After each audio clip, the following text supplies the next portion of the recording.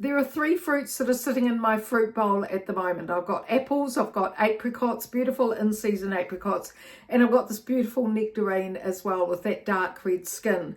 I'm Dr. Wendy Sweet from My Menopause Transformation, and for the last 10 years I've been following a lot of the nutrition research, and I think that women are becoming very confused at the moment about the types of foods that they should be eating. Yes, the framework I use is a Mediterranean diet, but with women who come onto my programs, I actually dig a little bit deeper, and I talk about this with practitioners as well, because what we want is we want foods that are going to have an anti-inflammatory effect. It's well known now through the research that menopause is an inflammatory part of our life course. It's a very important stage of life to start thinking about changing our nutrition and start to reduce our risk of cardiovascular disease, certainly osteoporosis, sarcopenia, some of those types of problems, the dementia, Alzheimer's, some of those brain health problems and bone health and musculoskeletal health problems that we've seen in our mother's generation. But there's more to it than that, and that is, it's also a really important time for those of you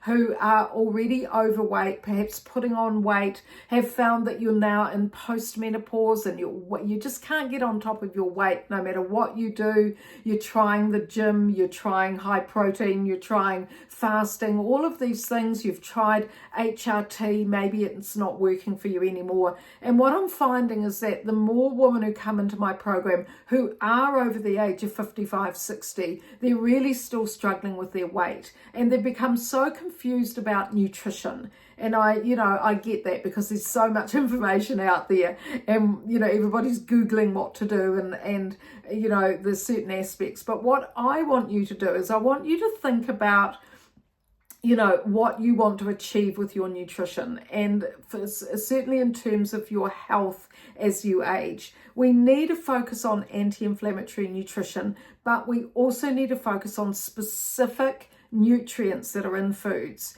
And the reason I've got an apple and certainly a nectarine, these foods, and the apricot as well, these foods contain quercetin, and quercetin has really come of its own in terms of better understanding the specific nutrients that help to slow down the rate of aging and certainly have an anti-inflammatory effect. And apples and apricots and certainly red skin have, that's where the quercetin is held. So you need to put away the peeler as well. And I'm really interested in quercetin and apples and these beautiful rich fruits, because when we're overweight, as I was, and certainly we're putting on weight, we need to be thinking about liver detoxification pathways. And what we know is that quercetin is a natural compound and flavonoid in fruits, and it has a hepatoprotective effect. That means it protects your liver. And the thing about apples that I'm going to talk to you about in the newsletter this weekend is to also think about the fact that they contain fiber and they contain this quercetin and other nutrients which actually help to turn around gut health. And I think with all the confusing nutrition messages, we're really not having enough focus on fruits. And yet we should be. We should be understanding that they're a key part of the Mediterranean diet. They're a really important part of getting vitamin C, and we need vitamin C to lay down collagen. So no good taking all those collagen supplements if you're not, having your fruit and thinking about vitamin C as well. We need to be thinking about fatty liver and fatty pancreas, particularly if you are overweight or obese, or you are on GLP-1 medications, which can increase the risk of pancreatic problems, particularly pancreatitis, which is inflammation of the pancreas. And I think that what's happening is that women are going for the quick fixes. They're thinking about, what sort of nutrition they they should be having. They're hearing all the nutrition about high protein diets. Even in America, that's come through as part of the new food pyramid for women. But we are in a unique part of our life stage. And this unique part of our life stage means we need to also think about inflammation. And it's something that I draw attention to not only in my programs, but in my practitioner courses as well. And this is where quercetin comes in, beautiful, the fiber in fruits, but also the skin of fruits, and how important it is to have these compounds that make a difference to how we're feeling and how we're getting through menopause and getting on not only on top of our symptoms, but also on top of our weight. I've got my Transform Me program. It is on my January sale. That ends very soon. So make sure you have a look at that. And if you want to learn more, then jump on the website, My Menopause Transformation, and sign up for the newsletter. You get that each week, and each week I have a different topic because I'm really focused on you learning about the evidence around a lot of different aspects of how we look after ourselves, whether that's exercise, nutrition. We must be sleeping, of course. And what we want to do is we want to move into postmenopause in ways that enable and empower us to take more care of ourselves, but also to think about our health as we age. I think there's so much focus now on different aspects, and we're not coming back to our health, particularly cardiovascular health. And for the last 10 years, I've been talking about vascular stiffness, I've been talking about inflammation,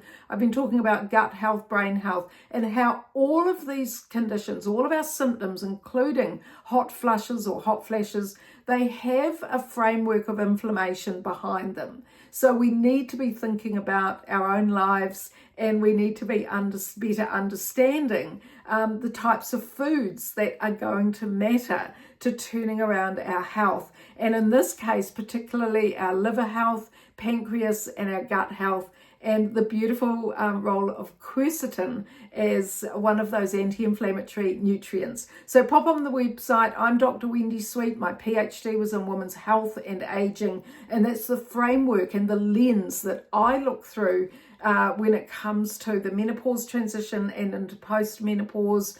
And I really want you to have that understanding. I teach it to practitioners on my certified courses, and they go, oh, this makes so much sense, that we're moving into our menopause as a transition. We're moving into our post-menopause years. I coined it the bookend to puberty a decade ago now. And that's how I view it, is that we need to allow our hormones to adjust.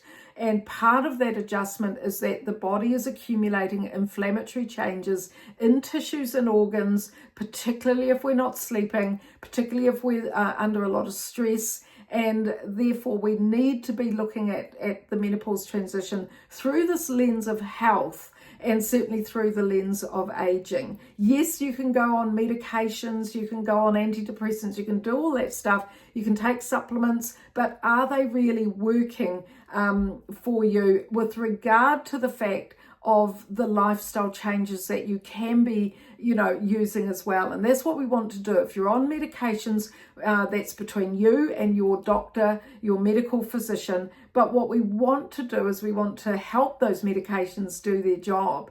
And we want to have this underlying principle of lifestyle change as well. So there we go. In your fruit bowl, you're going to have apples, you're going to have whatever's in season. And certainly down here in New Zealand, we've got beautiful our summer fruits. We've got nectarines and we've got apricots as well. Thanks for listening, and pop to the My Menopause Transformation website. Lots of articles, lots of stories from women, and lots of testimonials. And there's a range of programs now as well that you can explore.